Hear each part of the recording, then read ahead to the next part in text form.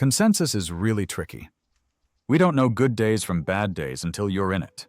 You can plan and plan and plan and plan, but you just don't know. In the wake of Ozzy Osbourne's tragic passing, fans and loved ones were left reeling as an unexpected discovery was made in the rock star's garage. What was hidden there? A secret about Osbourne that nobody knew. But what exactly was found in his garage? And what does it say about the Prince of Darkness? Join us to find out. Ozzy Osbourne's Final Sanctuary. On July 22nd, 2025, the world said goodbye to more than just a music icon. It said farewell to a man who lived without filters, a symbol of raw energy, chaos, and deep passion. Ozzy Osbourne, the beloved Dark Prince, passed away at 76, and his death touched hearts all over the globe. From Birmingham to Hollywood, people honored him in their own ways. Candles were lit, fans gathered at street art displays, and loud echoes of Crazy Train played through city streets. Online, fans shared old videos of his wild and unforgettable performances. His music and spirit brought people together across countries and cultures. But while the world buzzed with noise and memories, there was one place that stayed quiet: Ozzy's private garage. This garage, tucked away in his Los Angeles home, was the opposite of the loud life he lived. There were no flashing cameras, no reporters, and no fans shouting his name. Instead, this place was still, silent, and full of peace. In the last months of Ozzy's life, when his health was getting worse, no one stepped into the garage. Not his family, not his closest friends, not even his bandmates. It became a place of mystery, untouched, quiet, and private. Ozzy had always kept it that way. It was his secret space, separate from the spotlight and the loud world he ruled for so long. Then, after his passing, the garage door slowly began to lift. And what it revealed was much more than cars and tools. It was like opening a door to Ozzy's heart. Inside, rows of old cars waited in silence. But they weren't just vehicles. Each one carried a memory. The windshields were dusty, the seats were filled with old, crumpled notes, and the dashboard still held the marks of a man who had once gripped the wheel with strong, trembling hands. The floor had stains from oil spills, but each mark whispered a story from years gone by. There was no music playing, but the silence in that garage was louder than any concert. It told stories of love, sorrow, peace, and deep reflection. Every single car held a part of his life. These weren't shiny toys for showing off. They were places where Ozzy once sat alone and cried.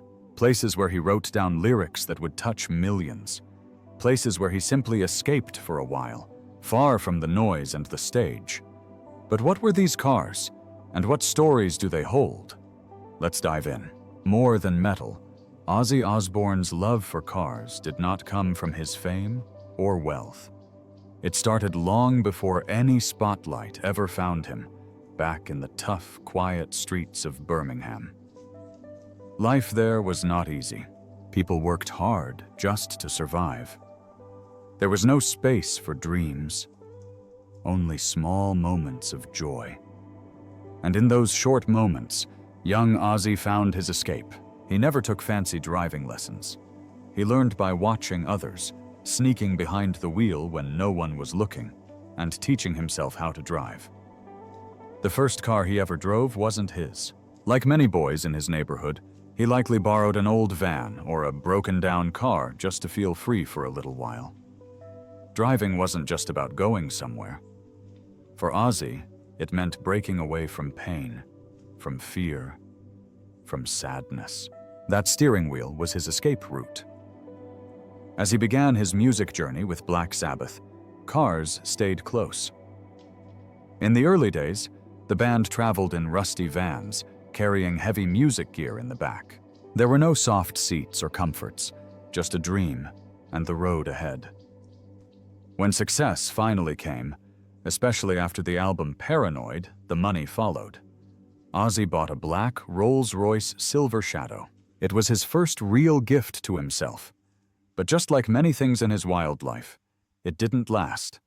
The car was gone in a crash within a year. It was a sign of how fast things could rise and fall in his world. Still, Ozzy didn't collect cars for attention. He didn't throw parties or show them off in magazines. His cars weren't about showing wealth. They were about feeling. To him, each car was like a song.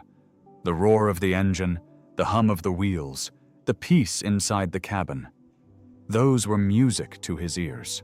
He loved driving alone, away from the stage lights, finding silence behind the wheel. His garage became more than just a storage room.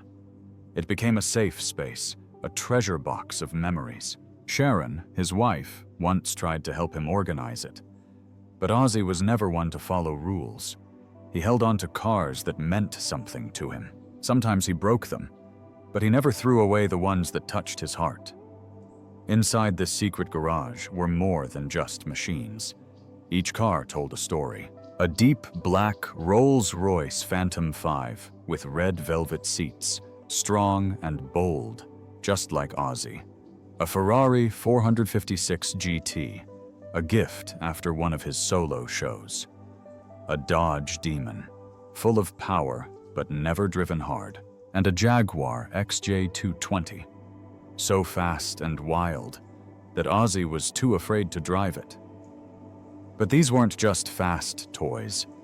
They were pieces of his life, frozen in time. The Aston Martin reminded him of his Blizzard of Oz tour. The Bentley made him think of the day his son Jack was born. An old beat-up Volkswagen camper reminded him of the early days with Sharon. Simple days, full of dreams and love.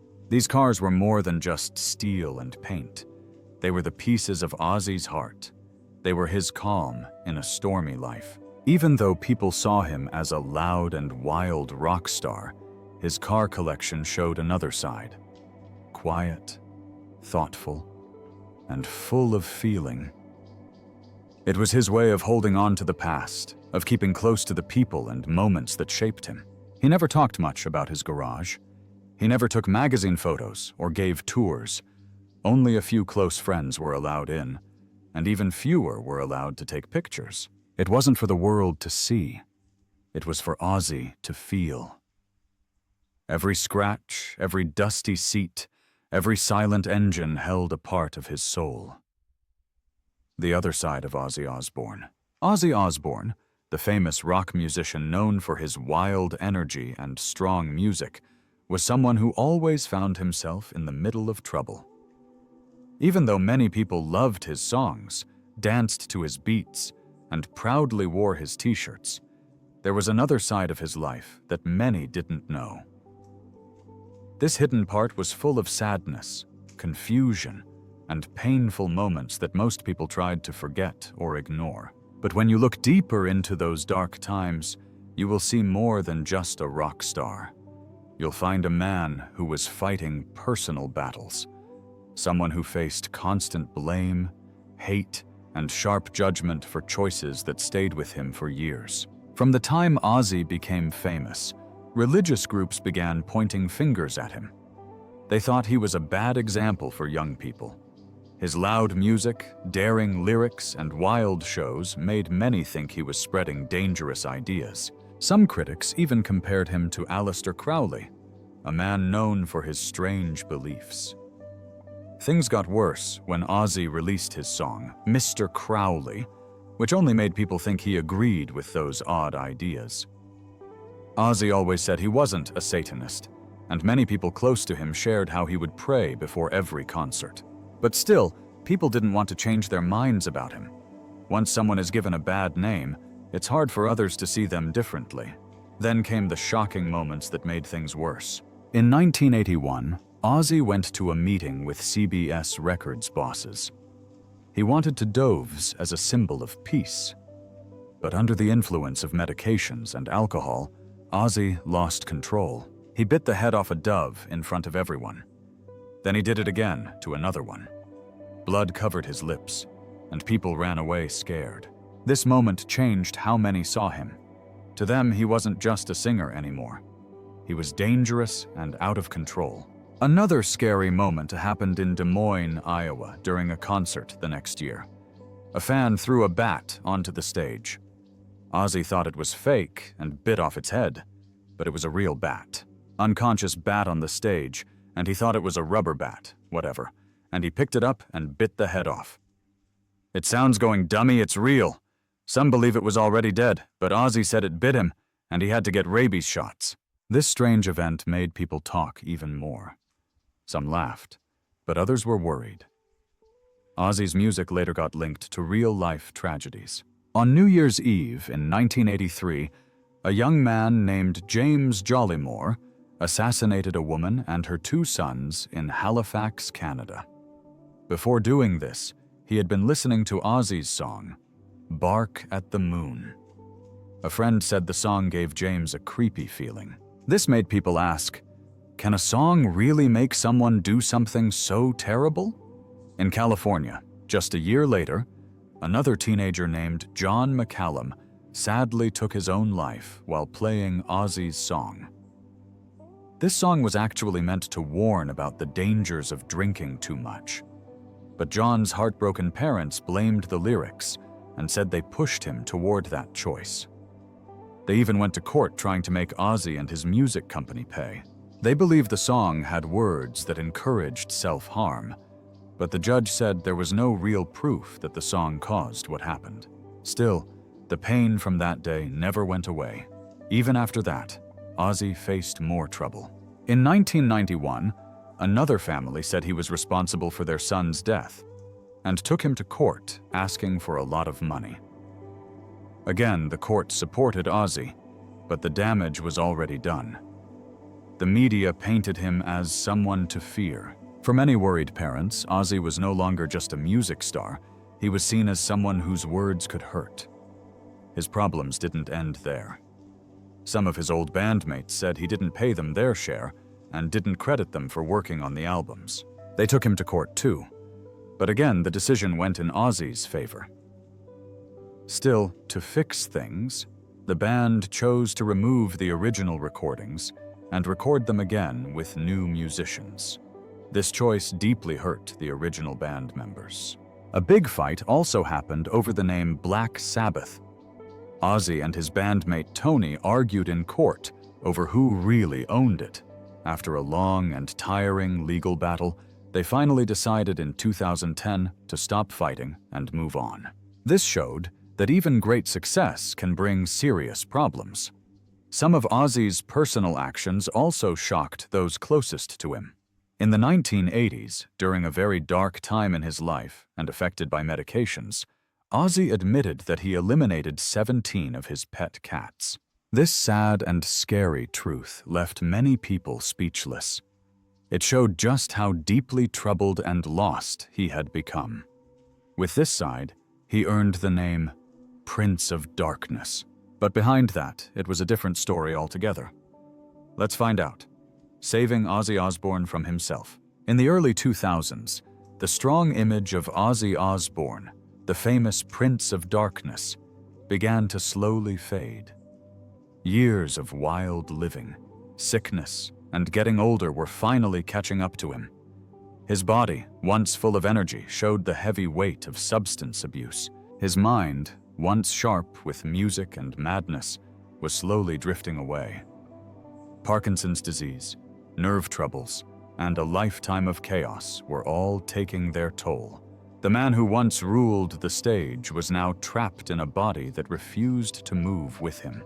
Ozzy's garage, once full of laughter, late-night engine sounds, and oil-stained floors, fell silent. No more spinning wheels, no more humming machines. The air that once smelled like fuel and adventure now held only dust. The once magical space had turned into a quiet memory. And just like the garage, Ozzy's soul was growing still. Ozzy left behind his wife, Sharon, and 6 children, 3 from each of his 2 marriages. Sharon, daughter of Don Arden, who once managed Black Sabbath, had walked beside Ozzy through most of his journey. They married in 1982 after Ozzy's first marriage ended. Their story was full of passion, heartbreak, love, and pain. One of the darkest moments came in 1989. Ozzy, under the influence of substances, tried to strangle Sharon. When he woke up in jail, he couldn't even remember doing it, but Sharon chose not to press charges.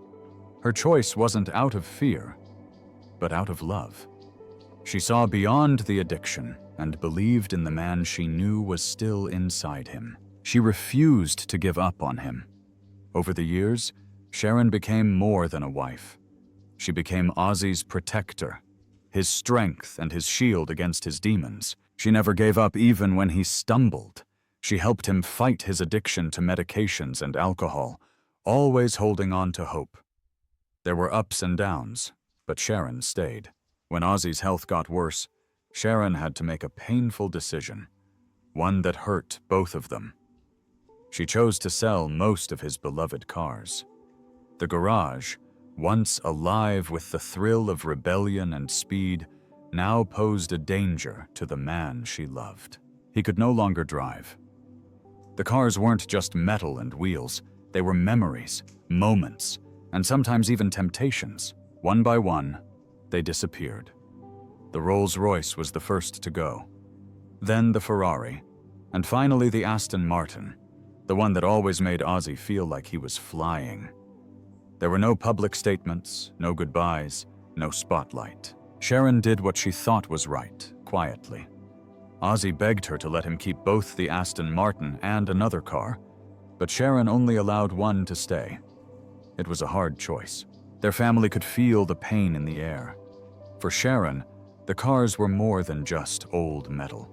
They were pieces of the past, reminders of who Ozzy once was, and she feared those pieces could pull him back into a life they had fought so hard to leave behind. After that, Ozzy never spoke about the garage publicly again. But close friends knew the truth. He would sneak in late at night, sit inside the one car that remained, and stay still. He wouldn't move. He wouldn't talk. He would just sit, as if trying to hold on to a part of himself he didn't want to let go. That car became more than a machine. It became a quiet friend, a place to think, a piece of who he used to be and who he still wanted to be. The garage was no longer a noisy place filled with tools and chaos. It became something else, a quiet place full of memories, a room filled with whispers instead of rock songs. There were no photos, no reporters, no visitors, just peace. What once held the spirit of a wild rocker now cradled the quiet heart of a man searching for stillness. After his death, what message did the garage reveal? Stick around. What the garage whispered. When Ozzy Osbourne passed away, his family walked into his private garage. At first, they thought they would only find old cars and dusty instruments. But what they discovered inside was far more touching. In that quiet space, they found the hidden pieces of a man who had lived a loud, wild, and difficult life. His career in music, the headlines, and the chaos were only part of his story. The real story was written in silence. Tucked away in the corners of forgotten cars were handwritten notes, messages Ozzy had left behind over the years.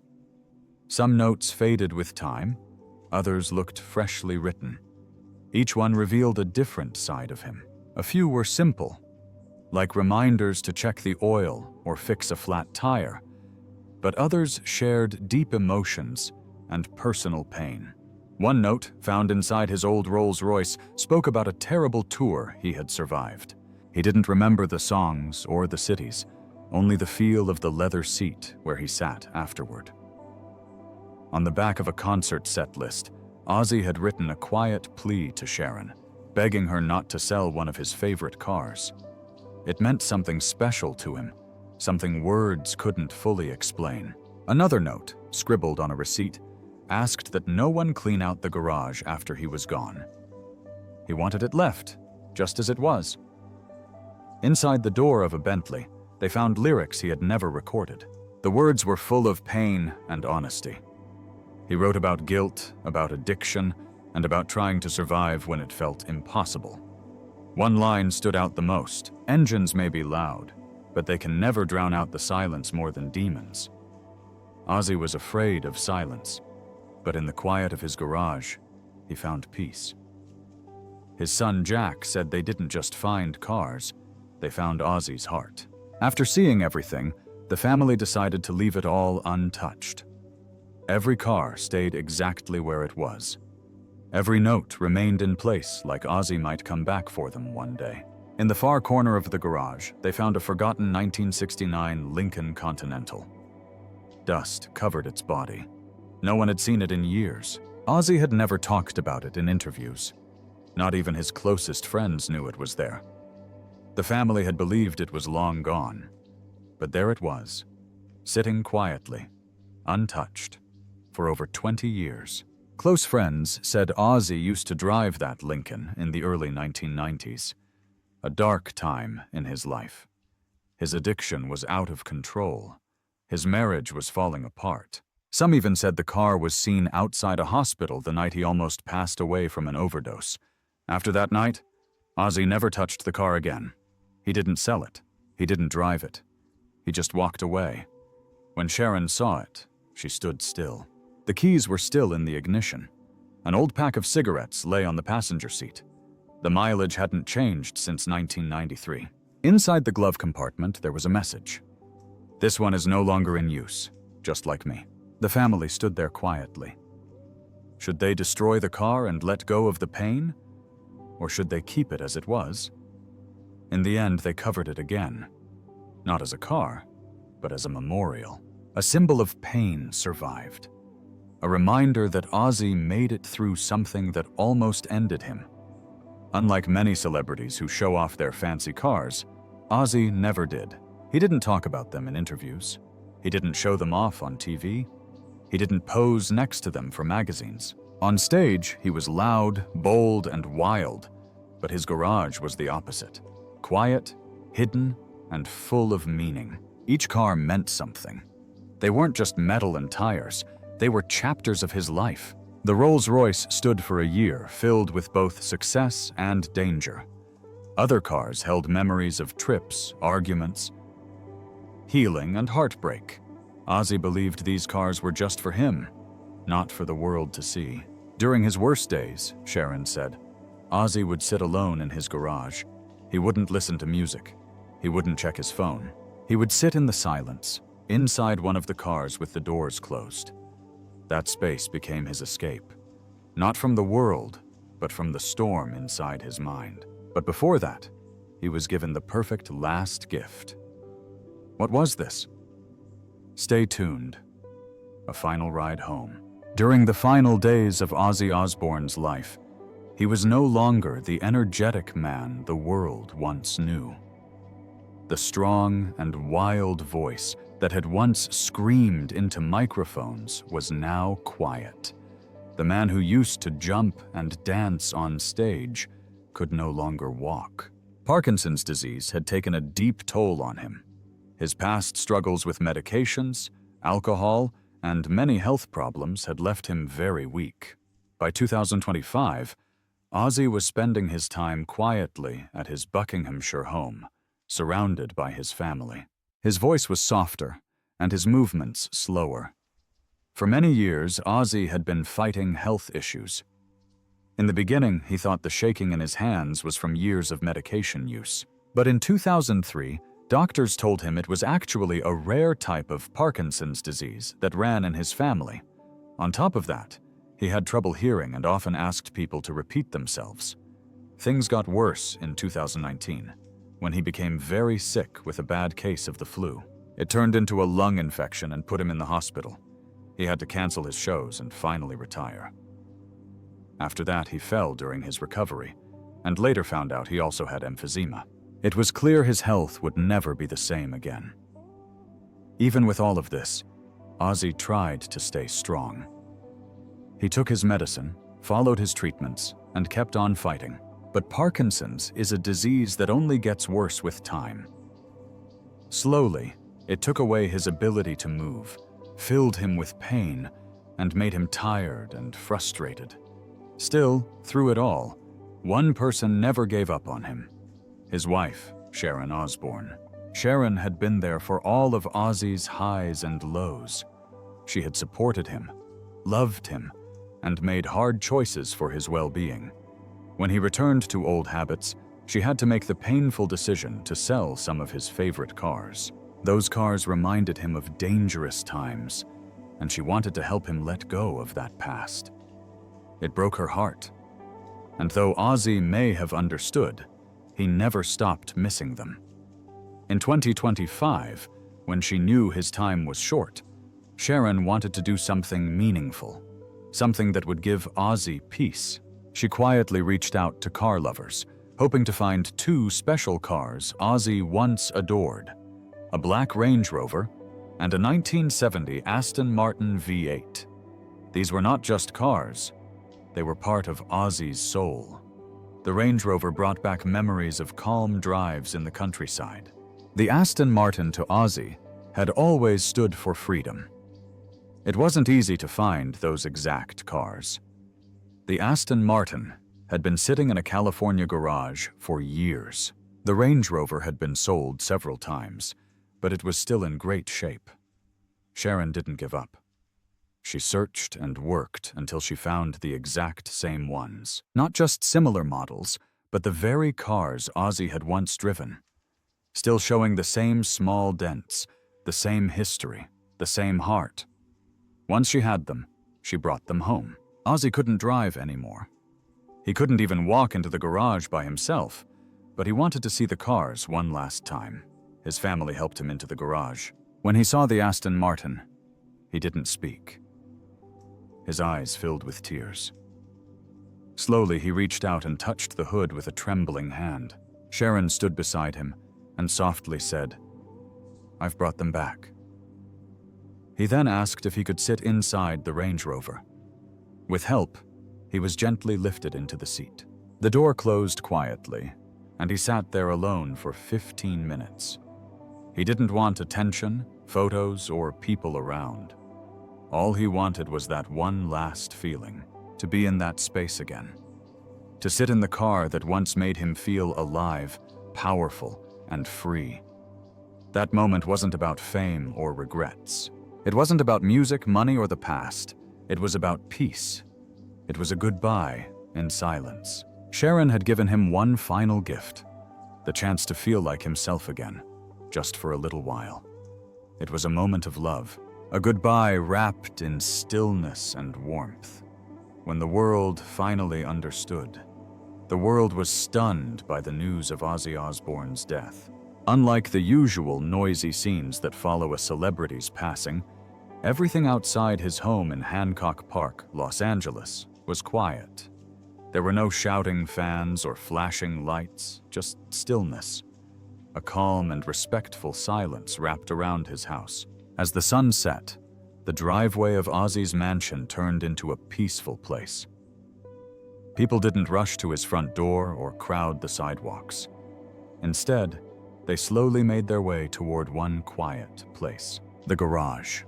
It was as if everyone knew that this garage meant something special to Ozzy. It wasn't just a space for tools or cars. It was where Ozzy found his quiet moments, far from the loud music and wild crowds. Inside this space, he was not a famous rock star. He was simply Ozzy. Supporters came quietly, alone, or in small groups. Many brought flowers and placed them gently near the garage. Some lit candles and lined them up along the driveway's edge. A few left handwritten notes. One message, wrapped in an old Black Sabbath shirt, said, "Thank you for being the music to my life." Another short note read, "You shook the world. Now rest in peace." Just a month earlier, Ozzy had performed on stage in Birmingham with the original Black Sabbath bandmates for the last time. Nearly 40,000 people attended. Ozzy sat on a black throne, singing with strength and showing deep gratitude. No one knew then that it would be his final show. After his passing, Ozzy's son Jack posted a photo of the growing tribute online. He said his father wouldn't have liked the attention, but he would have loved the love people were showing. Even those who weren't big fans came by the third night to pay their respects. They didn't come just because he was famous. They came because they felt something real. The garage soon became the heart of Ozzy's story. People no longer focused on his wild path. Bold acts. They saw someone who had lived through storms, made mistakes, and still looked for peace. The cars in his garage were more than just vehicles. They held memories, fun trips, family moments, and even dark times of pain and regret. Some had napkins with lyrics, old photos in glove boxes, and dusty windows touched by his hands. Each car told a piece of his life. In the silence of his garage, Ozzy found comfort. That space held his private side, the side the world didn't always see. Behind the Prince of Darkness was a gentleman who loved deeply, held on to memories, and craved calm in a life full of noise. What do you think? How will this garage change how we feel about the Prince of Darkness? Share your thoughts in the comments, and don't forget to like, share, and subscribe. Before you go, be sure to click on the video shown on your screen.